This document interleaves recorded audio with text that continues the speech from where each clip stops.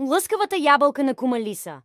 В самото сърце на Дъбовата гора, там където вековни дървета пазят тайните на природата, а птиците пеят песни за миналото, живееха заедно разни горски обитатели.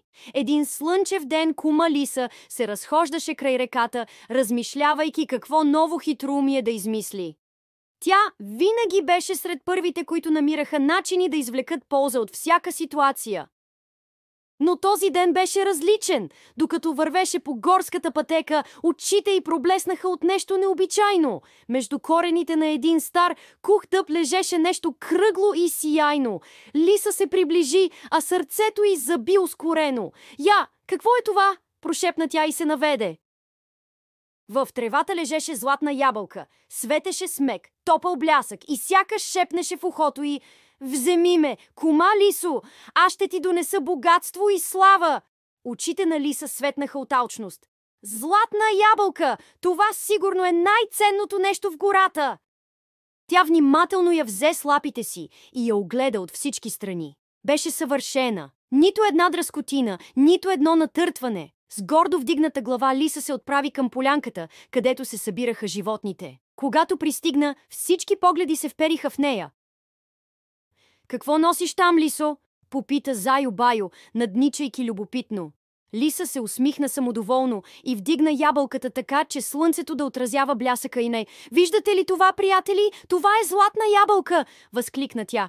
«Най-ценният плод в гората!» Животните се събраха наоколо и започнаха да шепнат. «Златна ябълка! Никога не съм виждал такава!» Удиви се Ешко Бешко. «Дали е вълшебна?» попита Косе Босе. «Сигурно носи късмет!» извика едно малко зайче, което се криеше зад майка си. Лиса се усмихна лукаво. «О, носи повече от късмет! Този, който притежава тази ябълка, ще бъде най-богат и уважаван в гората!» Животните ахнаха. От този момент нататък ябълката стана център на внимание. Лиса започна да я показва на всички, но не позволяваше никой да я докосва, освен ако не й даде нещо в замяна. «Искате да я подържите?» питаше тя, докато милваше ябълката. Всичко си има цена. И така, Зайо Байо й донесе цяла кошница моркови, Ешко Бешко й подари най-големия си орех, а Кумчо Вълчо й остави най-сочната риба, която беше уловил в реката. Лиса се чувстваше като кралица. Но единственият, който не се впечатли от всичко това, беше баба Меца. Тя наблюдаваше случващото се с присвити очи и поклащаше глава. Една вечер, когато животните отново се бяха събрали около Лиса, баба Меца пристъпи напред и заговори с дълбокия си, спокоен глас. «Кума Лисо, чувай думите ми. Не всичко, което блести, е злато». Лиса се засмя. «О, бабо Мецо, ти просто ми завиждаш!» «Завист?» усмихна се мечката. «Не, детето ми, но животът ме е научил, че истинското богатство не е в блясъка на предметите, а в добрината на сърцето». Животните се замислиха, но Лиса не ги чу. «Аз имам златната ябълка! Аз съм най-богатата в гората!» Но на следващата сутрин, когато Лиса се събуди и погледна ябълката, ахна от ужас. Златната й ябълка вече не беше златна.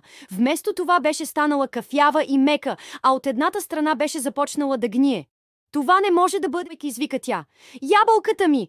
Животните се събраха отново, а баба Меца само се усмихна. «Видя ли, Лисо? Не всичко, което изглежда ценно, е истинско съкровище». Лиса с мъка върна всичко, което бе получила. Морковите на Зайо, ореха на Ешко, рибата на Кумчо Вълчо. «Научих си урока!» прошепна тя. От този ден нататък, кума Лиса стана по-мъдра и повече не гонеше неща, които изглеждат ценни, но всъщност нямат стойност. И така, в Дъбовата гора всички запомниха важната поука. Не всичко, което блести, е злато.